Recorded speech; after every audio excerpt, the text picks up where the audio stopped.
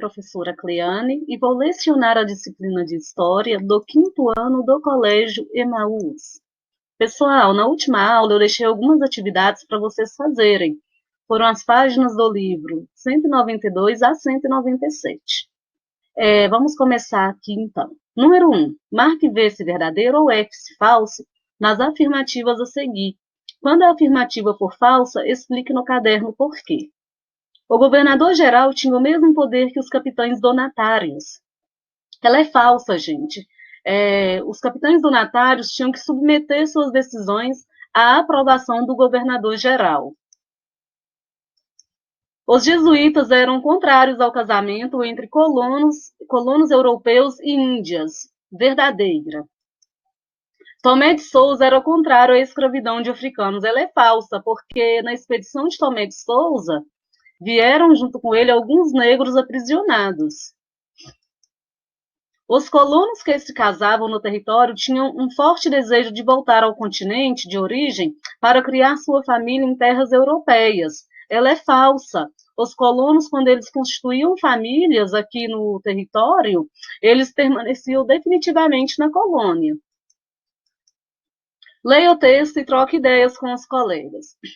Portugal e Espanha haviam dividido as terras conquistadas por meio do Tratado de Tordesilhas, segundo o qual o lado oeste do meridiano era de terras espanholas e o lado leste terras portuguesas. No entanto, Portugal ultrapassou os limites definidos e fez um novo acordo com os espanhóis, o Tratado de Madrid, assinado em 1750. Nesse ficou estabelecido que as terras já ocupadas seriam consideradas portuguesas. Assim, os limites do território brasileiro passaram a ser muito semelhantes ao de hoje. Letra A. Busque informações no texto para completar a legenda do mapa a seguir, deixando-o historicamente correto.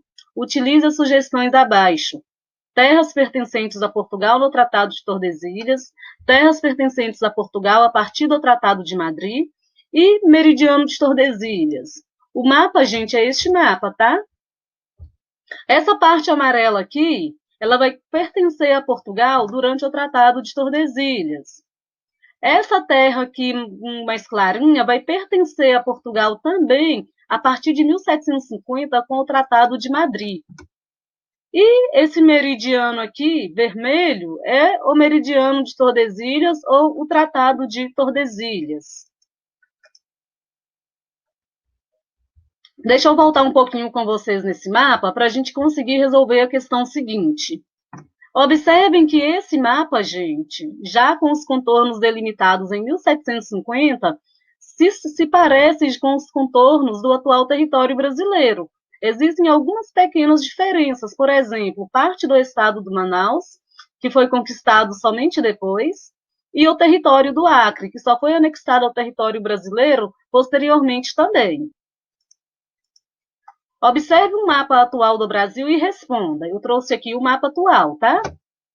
E que estados e ou parte deles não estavam incluídos no território brasileiro quando se assinou o Tratado de Madrid? O estado do Acre, como eu falei para vocês, e parte do território do estado do Amazonas. Número 3. Vamos investigar? Parte 1. Leia as manchetes de jornal. Essas manchetes, elas tratam, como vocês leram, sobre a ocupação de comunidades pobres no Rio de Janeiro por policiais. Essa ocupação, ela vai visar a expulsão de traficantes dessa região. Parte 2. Você já deve ter percebido que as imagens tratam da ocupação policial nas comunidades pobres do Rio de Janeiro. Tanto você como seus colegas estão familiarizados com notícias sobre o assunto.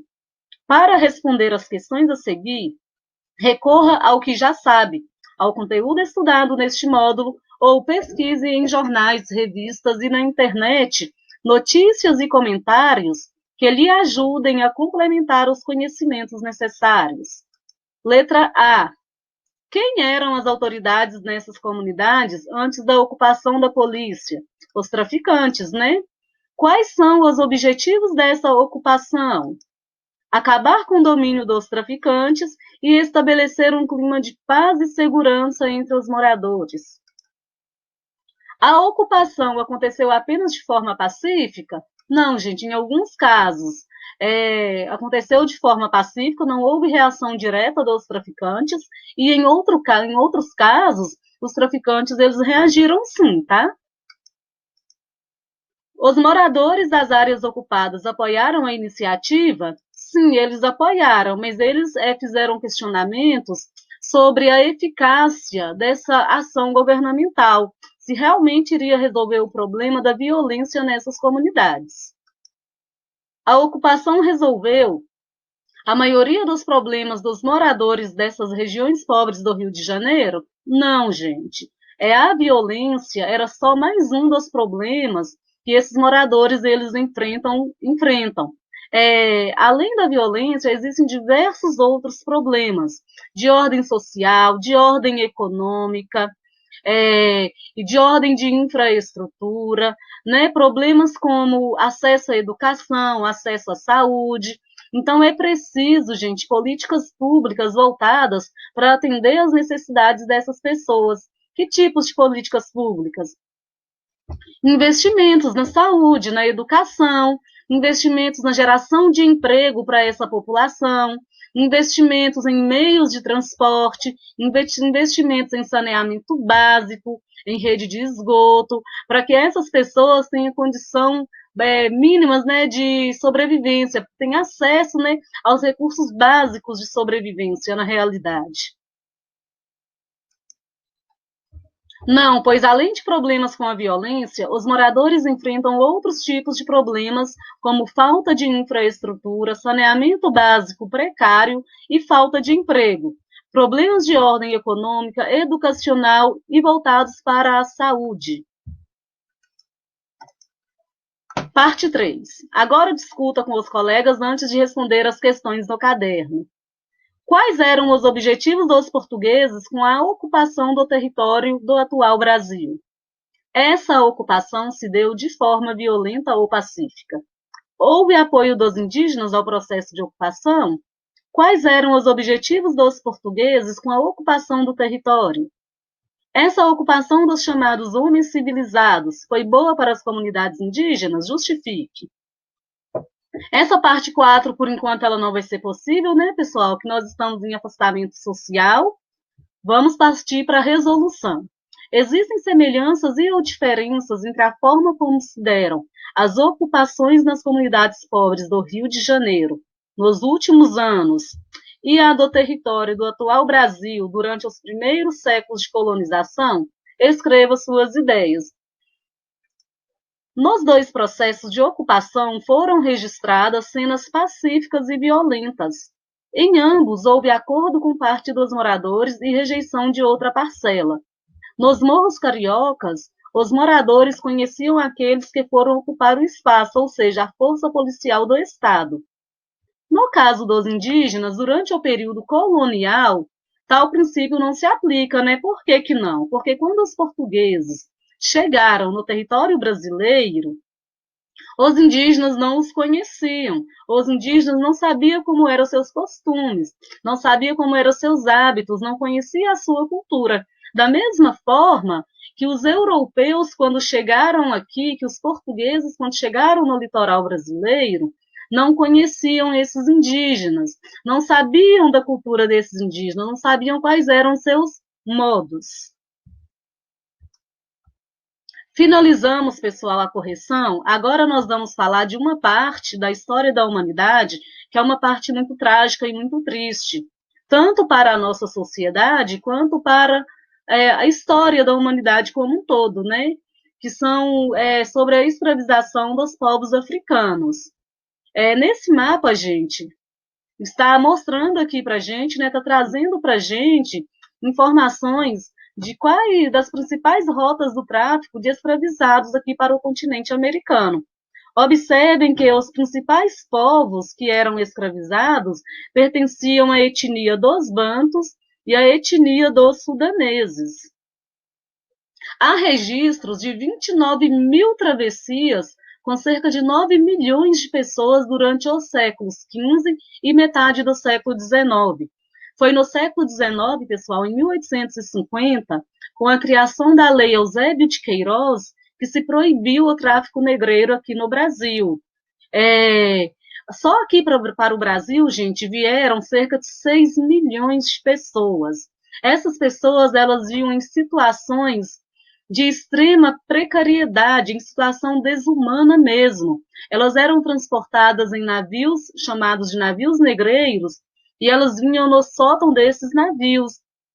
E elas não tinham nenhuma condição de humanidade, nenhuma condição boa de sobrevivência. Elas vinham tumultuadas, apertadas, com pouco espaço, não tinha alimento adequado, elas não tinham condições adequadas de serem transportadas. Essas pessoas eram muito diferentes entre si.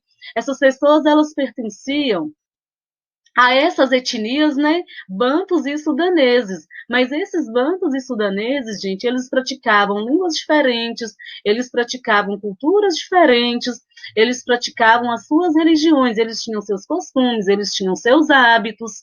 Então, quando esses africanos chegavam aqui no território, eles eram misturados para que eles não pudessem praticar a sua cultura. E, inclusive, o seu nome de origem era mudado. Quando eles chegavam aqui, eles recebiam um nome cristão. Esse nome cristão era dado pelos seus senhores, né?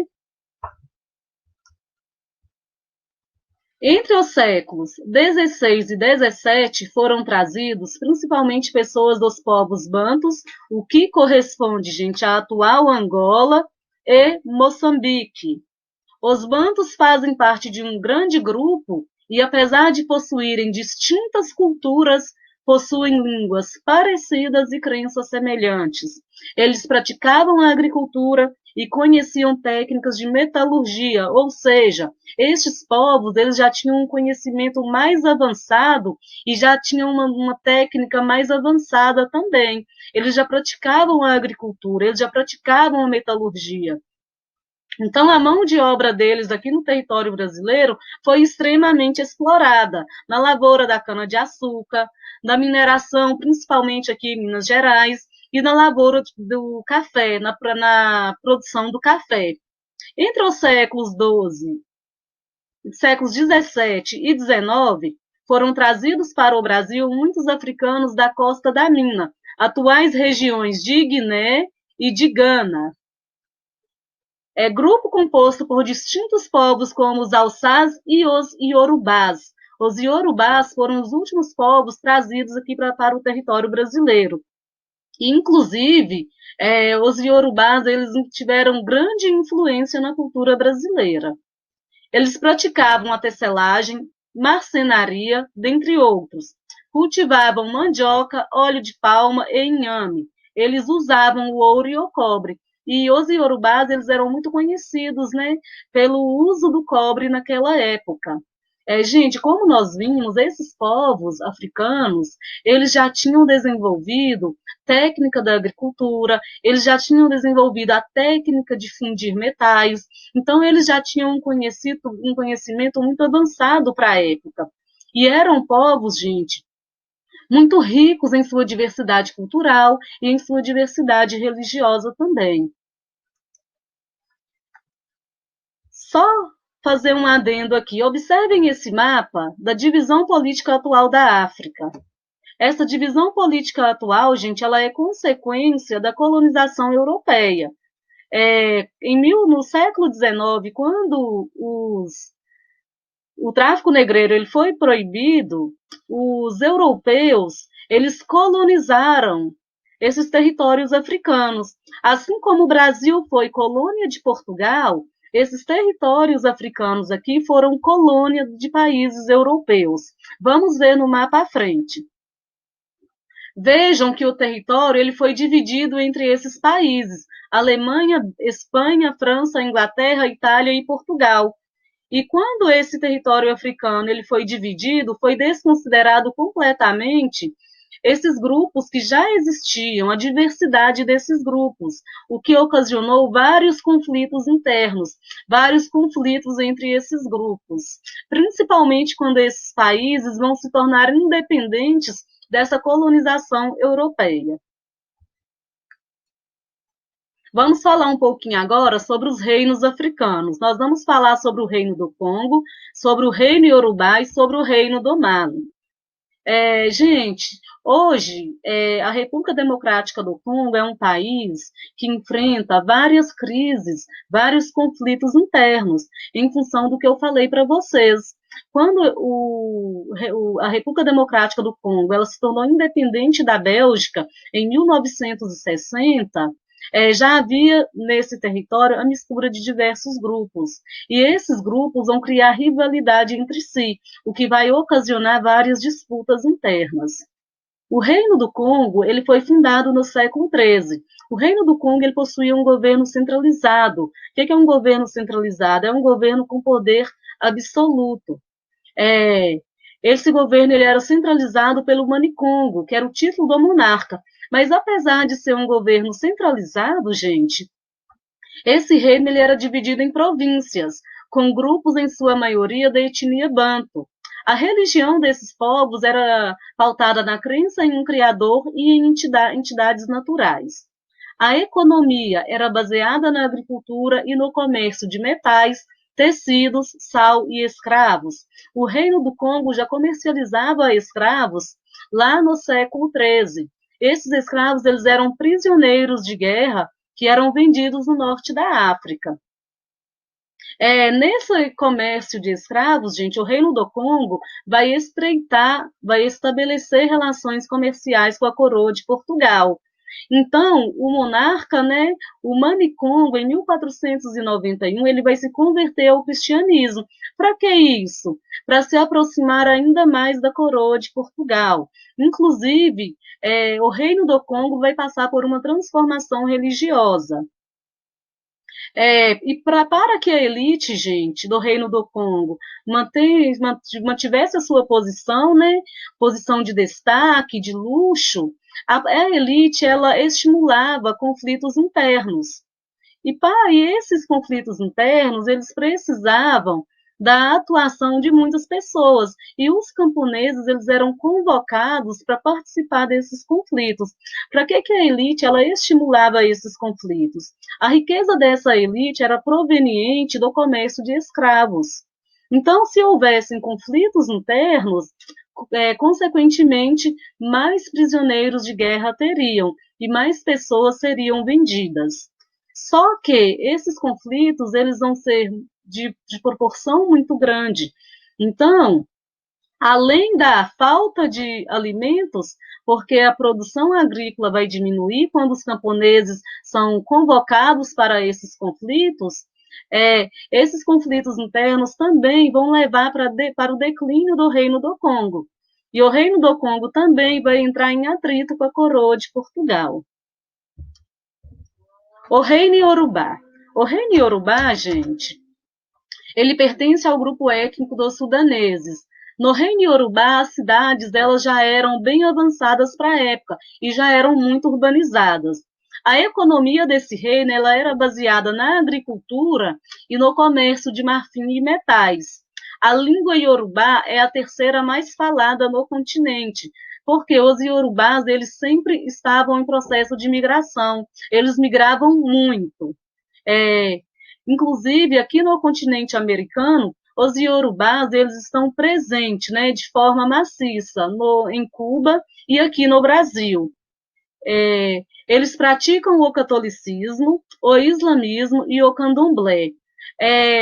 Os Yorubás, gente, eles influenciaram muito a cultura brasileira, inclusive no estado da Bahia, porque eles foram os últimos a serem trazidos de forma forçada, né, aqui para o nosso território. O Império do Mali. O Império do Mali vai do século XIII ao século XVI. O Império do Mali, gente, era um dos impérios mais ricos do continente africano. Hoje, gente, o país Mali é um dos países mais pobres do continente. Ele foi fundado, né, o Império, por Sundiata Keita. Sundiata Keita ele vai anexar vários territórios ricos em ouro e em sal. Aí o imperador Musa, ele vai ampliar esse império. E ele vai construir edifícios, vai construir bibliotecas, vai construir universidades e mesquitas. Mesquitas, no caso, gente, vai se assemelhar às igrejas da gente aqui, tá? Esse império ele vai começar a ruir no século XV com as rebeliões e as invasões. Então, o império ele vai se fragmentar, ele vai ser palco de vários conflitos e disputas por território. Então, vai chegar ao seu fim. Vamos finalizar, por enquanto, sobre os reinos africanos. Tem algumas atividades para vocês fazerem. Se for preciso, assistam a videoaula novamente. Façam anotações, gente, para fixar melhor o conteúdo. Façam as atividades com bastante atenção e copiem as perguntas no caderno. Bons estudos para vocês e até a próxima aula. Lembrem-se, juntos no caminho certo.